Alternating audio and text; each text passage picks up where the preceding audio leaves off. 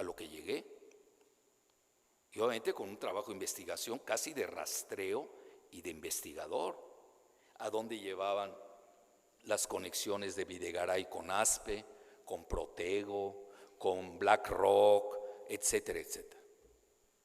Y obviamente todo llevaba al Minotauro de Wall Street. ¿Y por qué razón? Bueno, y ahí viene la parte interesante. Y yo, si fuera estadounidense, hubiera escrito lo mismo. Es decir, aunque esté bajando el petróleo en forma transitoria, porque viene un rebote, hay mayor población y va a haber mayor uso. Ahorita estamos casi en una deflación global, saliendo de una recesión, que podemos caer en otra recesión si es que no dan resultados inmediatos. Pero el petróleo, ustedes lo saben, el año pasado había alcanzado $110 el barril. Yo les digo con humildad de rigor, incluso me tocó un secretario de Estado que presentó ese libro, que se llama Los 11 frentes antes y después del 11 de septiembre, en la UAM, ya no me acuerdo cuál de las UAM, pues hay varias, en la Ciudad de México. Él, bueno, fue candidato presidencial, íntimo de Salinas, se acaba de morir, pues ya casi les dije quién es. Y yo me llevaba bien con él, relativamente bien, y él fue a presentar mi libro. Y cuando yo vaticiné, entre comillas, realmente no fue un vaticinio, yo lo que hice fue seguir las tendencias y hacer una extrapolación.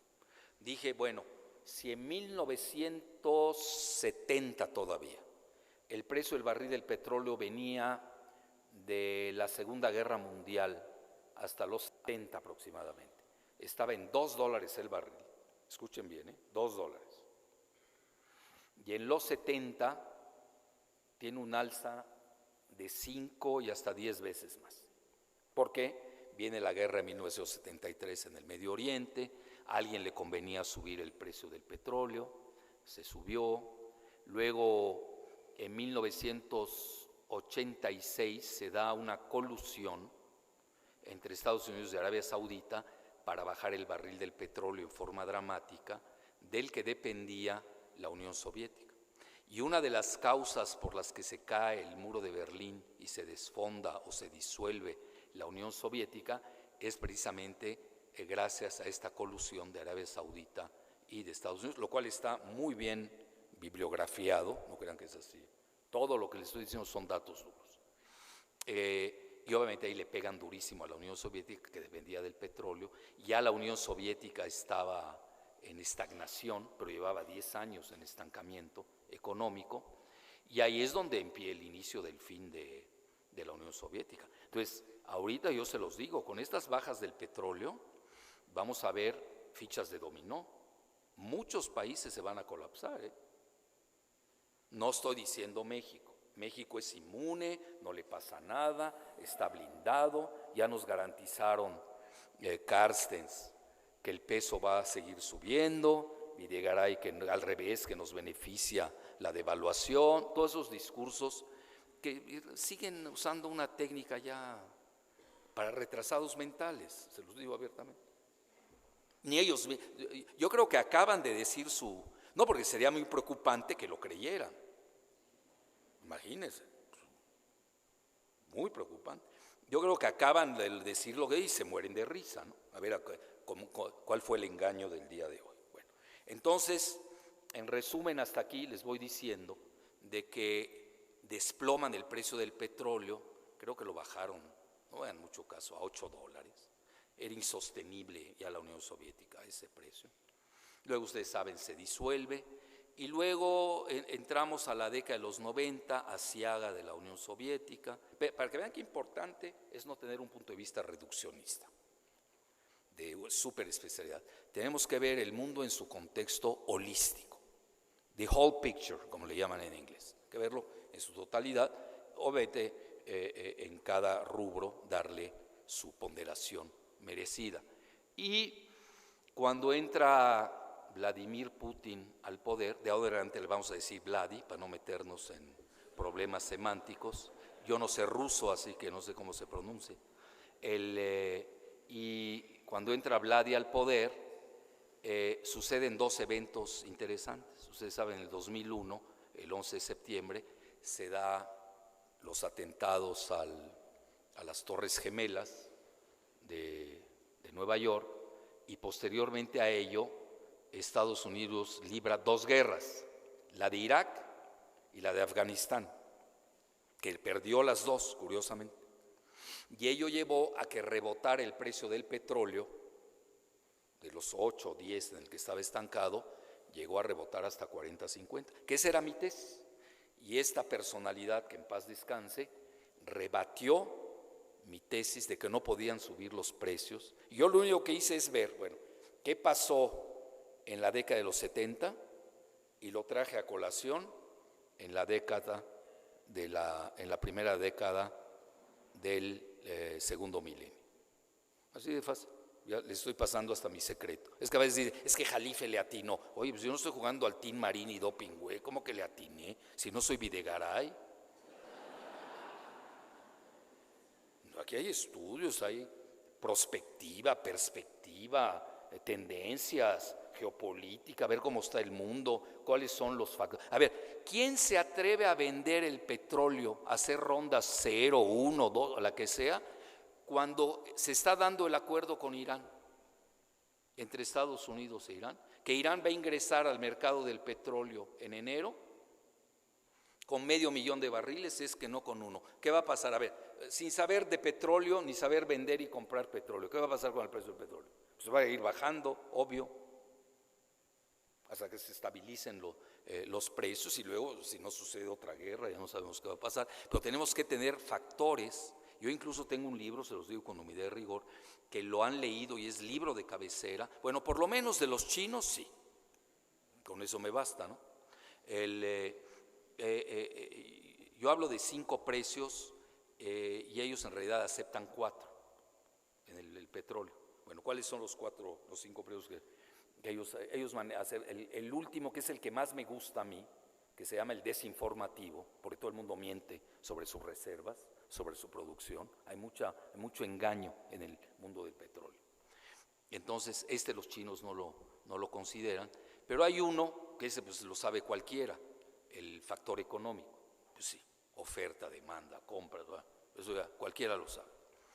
Ese es uno. Otro es el financiero. Hay que tener cuidado ahí. ¿Cuál es el financiero? Que el petróleo se está comprando en dólares. Es decir, Saddam Hussein y Gaddafi quisieron cambiar el precio del petróleo de dólares a euro. Pues vean lo que les pasó. Nada más vean lo que les pasó. Y la tercera es el especulativo. ¿Cuál es el especulativo? Lo van a entender muy fácil. El precio del petróleo lo dictamina Wall Street.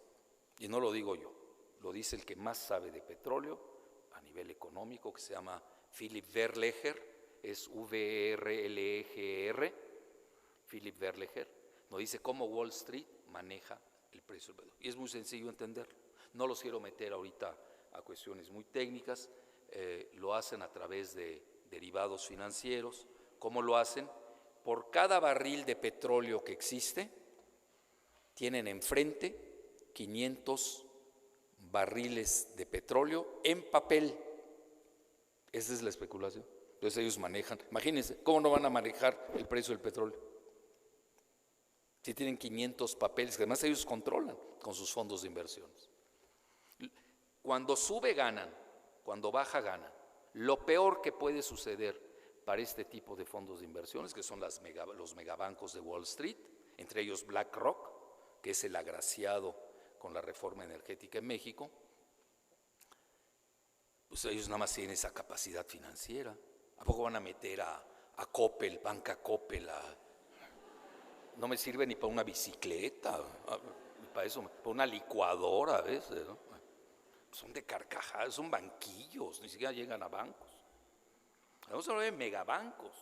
BlackRock sola maneja 4.5 millones de dólares. Es decir, que casi 4 veces el Producto Interno Bruto de México. Un banco. Se dice fácil. Bueno, entonces ese es el mundo en el que vivimos. Bueno, ¿cómo puede ser estos que vienen del ITAM y que dicen que estudiaron finanzas Yo creo que yo sé mucho de finanzas porque no estudié finanzas y menos en el ITAM, ergo sé mucho más que ellos. Ahí están, lo puedo demostrar en 25 años. Todo lo que ellos pronostican, habiendo estudiado finanzas, y yo sin saber de finanzas, todo lo que he pronosticado, que le atino, pues eso no es de atinar, es seguir a los grandes autores, los que conocen. Bueno, ese era el tercer precio. Y el cuarto precio es el geopolítico. Bueno, ¿cuál es el factor geopolítico? Si mañana cierran el estrecho de Hormuz, en el Golfo Pérsico, donde atraviesan más de 7 millones de barriles al día, pues ya me dirán ustedes a cuánto se va a disparar el precio del barril. Así de fácil. Y luego ya les dije, bueno, los chinos aceptan los 4 precios, se los digo abiertamente, y el quinto no lo aceptan. Bueno, yo hoy, porque uno tiene también que, pues yo diría actualizarse, estar al día. Obviamente no es lo mismo haber hecho este libro, Los 5 precios del petróleo, que se los digo, lo tienen varios mandatarios en su cabecera en Sudamérica. Por lo menos lo tiene el de Brasil, lo tiene el de Argentina, pues ya con esos tengo, ¿no? Ya para una islita ahí en el Caribe, ¿no? Pobrecitos, tienen que importar petróleo de Venezuela. El de Venezuela lo tiene, el de Colombia, el de Ecuador, el de Bolivia, pues ya casi todos. Nada más me faltó Uruguay, Paraguay y Guyana, casi todo. Bueno, tampoco hay muchos países en Sudamérica. Chile no, también esa me faltó. No creo que en Chile les guste mucho ese tipo de libros. Si hoy yo volviera a hacer ese libro, le cambiaría a 6 precios del petróleo. Fíjense lo que son las cosas. Porque ya surgió un elemento nuevo, que es el famoso shale gas, que se escribe S-H-A-L-E, o shale oil, que es el gas esquisto. A mí muchas veces me corrigen que no es esquisto, que se llama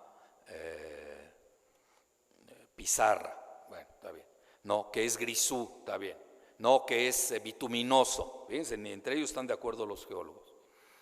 Entonces ya ahora lo que hago es pongo shale gas o oil gas shale y ya pongo todos, ¿no? Esquisto, grisú, pizarra, bituminoso, ya para que no me estén dando lata, ¿no? Porque es cierto, cada uno de ellos tiene razón, bueno, pero no existe una uniformidad en la palabra.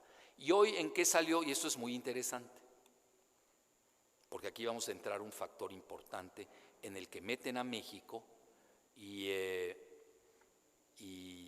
más o menos le estoy resumiendo el libro así muy literariamente, porque parece nos falló hubo un cortocircuito, ¿no? ¿Qué nos falló? ¿Nos falló el técnico o la técnica? Es mujer. Perdón, yo creí que que en lugar de técnico había una técnica. Bueno, entonces falló y no vamos a poder usar algunas, ¿no?, diapositivas. Así que estoy hablando de memoria, me van a disculpar, pero no voy tan mal, ¿no? Estoy bien, qué bueno. Además él le dio el libro, ¿no? Me va a soplar aquí algunas cosas. Entonces, esta parte sí es fundamental. Entonces, vean, para que yo les haga aquí un recuento importante y ya resumiendo el libro, les voy a dar los ejes que había. Pero ante esto, ¿por qué los que estábamos en contra aportábamos argumentos? ¿Cuáles eran nuestros argumentos? Uno, de que Pemex, a pesar de sus gangsteriles sindicatos, o el único gangsteril sindicato que tiene, que obviamente ya lo están desmantelando a Pemex a pasos acelerados,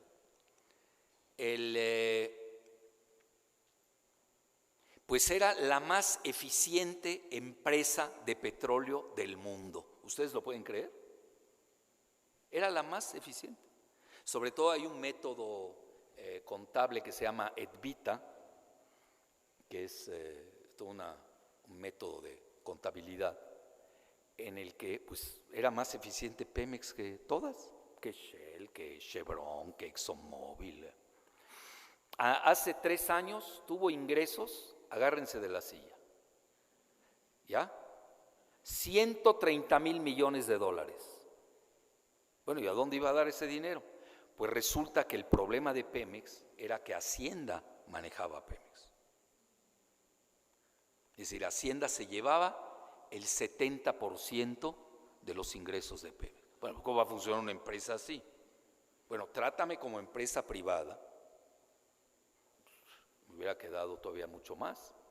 No, le quitaban el 70%, lo cual realmente determinaba la disfuncionalidad e ineptitud del gobierno mexicano en turno. Todos dependieron de Pemex, todos bebieron de Pemex, todos bebieron y vivieron de Pemex. Eso, entonces, ¿cuál era la solución que nosotros? Primero que nada hay que sacar a patadas a la Secretaría de Hacienda de Pemex. Esa era una primera. ¿Qué tiene que hacer Pemex ahí? Digo, perdón, la Secretaría de Hacienda, quitándole el 70%. Pues, ¿cómo? Que además Pemex, ustedes lo saben, daba el 70% del presupuesto. Una gran proporción del Producto Interno Bruto. En ese momento daba hasta un 15% del Producto Interno Bruto. Es decir, México era Pemex, Pemex era México. Claro, nadie está de acuerdo en que seamos monodependientes, que además debemos un historial negro con De la Madrid, cuando cayó a $8, que además no fue De la Madrid, digo, ahí fue, cuando, vean ustedes la época de la caída del muro de Berlín, la disolución de la URSS, en donde pues, le toca un precio de 8. En una ocasión le preguntaron a Gorbachov, a quien le toca todas esas caídas del precio del petróleo en la URSS, que por qué había sido mejor presidente Vladi, ya quedamos que no vamos a usar su apellido, porque no sé ruso, y comentó, a mí me tocó $8 el barril y a Vladi le tocó 50. Pues sí, sí pesa, claro que pesa, es todo. Y es como ahorita a Videgaray, se le desalinearon los astros. Y eso que no creía que habían astros, que eso es peor, ¿no? Pues es otro. Totalmente, ya, toda su ecuación, ya ni saben qué hacer, es la realidad. El peor de los mundos les cayó. Bueno, pues tú participaste en esto. Es más, México compra hedge funds, coberturas, y contribuyen a la baja del precio del petróleo, haciéndose el harakiri, porque hay que comprarles las coberturas a la banca de Wall Street. Bueno, en esos detallitos no me quiero meter, me quiero quedar en lo grueso. Entonces fue cuando nosotros empezamos a decir, a ver, ¿cómo va a ser ineficiente una empresa que deja 130,000 millones de dólares al año, que es considerada la mejor del mundo? Y conste que les doy bibliografía, hoy traía todas las diapositivas, venía bien preparado, le vamos a echar la culpa a la técnica, bueno, y donde vienen todos los datos que son de la prensa británica y americana, no crean que lo saqué del Korea Times del Norte, nada, directo. Los que saben, se dedican a eso. Bueno. Entonces ahí fue cuando empezamos a dar una serie de propuestas. Bueno, crear bonos y los compramos los ciudadanos con tal de no regalar a Pemex, a sabiendas del futuro que tiene Pemex. Es decir, Pemex ahorita estuvo en su peor momento, ahorita ya ni existe, ya no hablemos de él. Era su peor momento y dejaba 130,000 millones de dólares. ¿Cuál era el argumento contrario? Es que ya no producen 3.5 millones de barriles al día, ahorita están produciendo 2.5. Pero ¿cómo no van? Pues obviamente hay un pico del petróleo, si tú extraes mucho, pues acabas teniendo menos producción. Además aquí, por órdenes de Estados Unidos, pues también ya se sabe, inyectaban nitrógeno, sobre todo con Adrián Layú Vargas, inyectaban nitrógeno para acelerar la producción. Porque es muy sencillo, imagínense dos economías, una la estadounidense y la mexicana. A Estados Unidos le conviene la baja del petróleo y a México le conviene el alza del petróleo. ¿Cómo congenian? Bueno, ya se quieren unir, ya lo hicieron, ya lo están haciendo a nivel energético, están creando lo que se llama North America o Norteamérica energética, la integración energética, ya lo vieron, ya empezó. Nos mandan su excedente de petróleo ligero a México y ahora nosotros les mandamos el petróleo pesado, porque ya no tenemos petróleo ligero, a Estados Unidos para refinar. Obviamente, ¿quién perdió? No hay que ser genios para darse cuenta. Es decir, Estados Unidos está Si yo fuera estadounidense haría eso. No, yo quería quizás hubiera sido un poco más compasivo. Creo que se les ha pasado la mano de aplastarnos. ¿Nos han aplastado? Bueno, ¿por qué? Si los más extreguistas están en México, pues ¿qué hacen? Se encuentran el camino fácil. Yo muchas veces digo que la capital del neoliberalismo mexicano está en Dallas, Texas, obviamente, ¿no? Es decir, estos no hay necesidad de que los invadan. Ya nos invadieron 13 veces. Nosotros tenemos un museo en la Ciudad de México que se llama el Museo de las Intervenciones. Hoy mis alumnos a veces no lo saben si no se los digo. Ellos creen que la intervención es Starbucks o traer ahí Oxxo. No, intervenciones de veras. 13 intervenciones. Hoy no, ya no hay necesidad. En el mundo de la globalización financiera, un movimiento de bolsa y te hacen pedazos. Entonces, yo creo que cuando México se dio su banca, ahí se da, cuando se privatiza la banca, ahí se pone el primer clavo en el féretro de Pemex. Esa es mi muy humilde opinión. Y debido a que aquí ya no tenemos recursos, es decir, para explotar las grandes reservas que tenemos en el Golfo de México, se necesita mucho dinero. Se necesita de megabancos, jugar a la bolsa en Wall Street, no lo tenemos. Es decir, con banca del Bajío y del Bajonazo no llegan ni a la esquina. Eso no sirve. Bueno, entonces aquí tienen ustedes, ese era el panorama. Bueno, crear bonos. Ahorita acaban de crear el nuevo canal de Suez, que no le han dado mucha publicidad. Me quedé sin agua.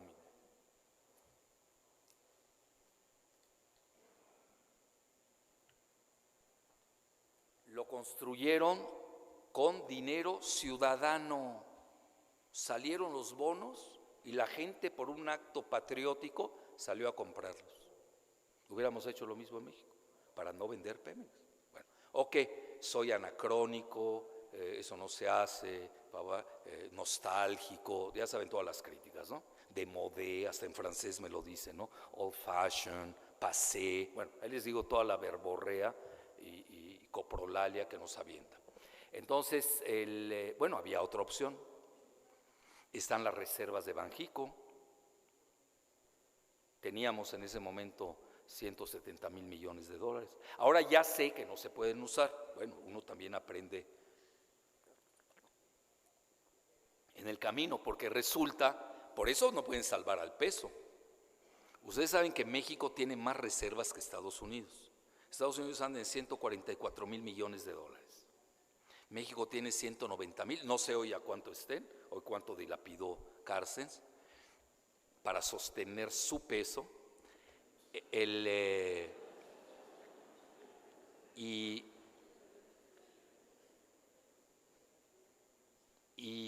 pues había ese diferencial. Bueno, nada más les digo para que nos ubiquemos cuánto tiene China de reservas de divisas. Acaba de gastar 300,000, le quedaron 3.7 millones de dólares de reservas. Tiene 26 veces más de reservas que Estados Unidos. Es importante que sepan esos datos. Bueno, entonces yo obviamente mi novatez dije, pues vamos a usar las reservas de Banjico. Ya me explicaron, alguien de Nueva York que sabe mucho, que no las puede usar Banjico. Primero, porque están en Estados Unidos. A ver si Estados Unidos deja que saquen cuando quieran.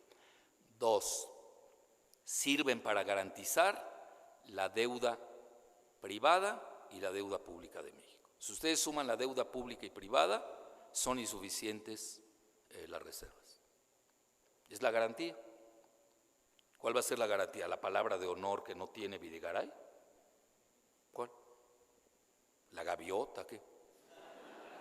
¿Quién va a garantizar eso? Pues las reservas, para eso sirven.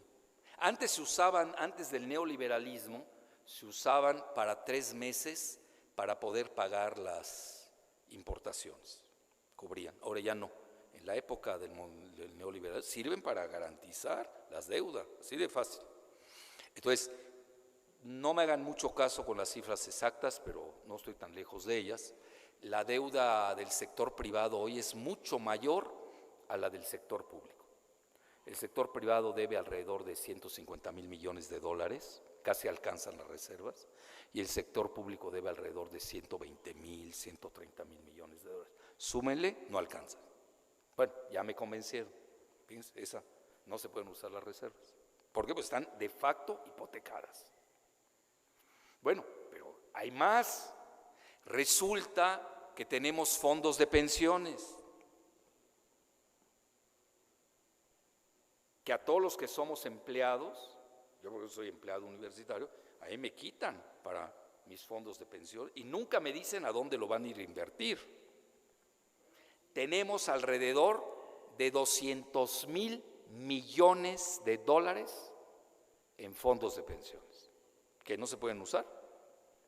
Más. Les acaban de permitir a quienes manejan los fondos de pensiones que el 20% lo puedan invertir en empresas petroleras de Estados Unidos y de Europa. ¿Qué? ¿No podemos invertir el 20% en Pemex? Son preguntas. Es decir, un país se maneja de manera integral, no se maneja de manera parcial o aquí un piquito, aquí el otro, se ve todo. Pero no convenía, es decir, ya para qué perder el tiempo, ya tenían las órdenes, estaban obligados a ceder Pemex. Entonces ya esto ya pasó y ahora entramos a la realidad, porque ellos decían efectivamente dos argumentos que manejaban, que eran los únicos argumentos que se podían discutir, dejando de lado la seguridad nacional, dejando de lado la cuestión ambiental, sobre todo con el fracking. Y sobre todo que le están dando a British Petroleum, le van a dar gran parte del Golfo de México y es la que contaminó al Golfo de México. Es más, vean la esquizofrenia a qué grado llega.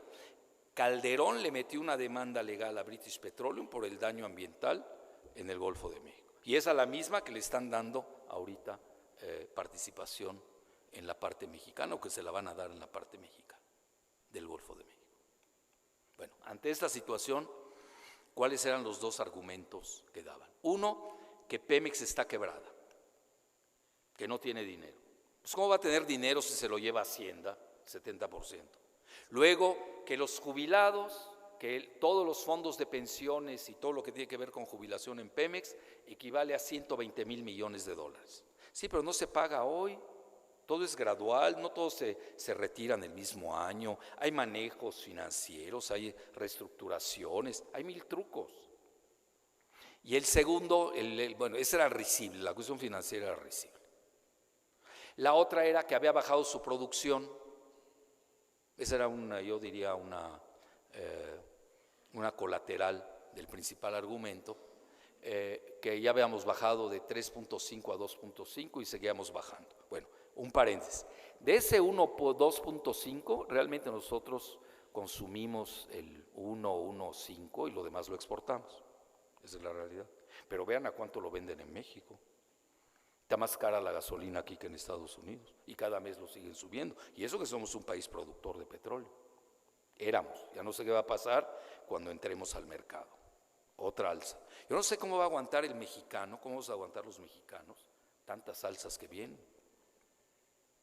La del petróleo, la de la electricidad, la del agua. Yo no he visto una privatización en la que bajen los precios. ¿Alguien la ha visto? Yo no he visto ni una. Porque el gobierno todavía tiene margen de maniobra para bajar precios, porque tiene una elección de por medio. A un empresario, ellos se van al ROI, Return on Investment, es decir, yo metí tanto y yo tengo que ganar tanto. ¿Y cuál es el límite? No hay límite, lo que puedan ganar. Bueno, si no, no serían empresarios. Yo también estudié MBA, sé de lo que hablo, y en las Américas, la Universidad de las Américas, que es una universidad gringa. Bueno, entonces, resumiéndoles, ese era más o menos el panorama, y ya llegamos a lo estructural.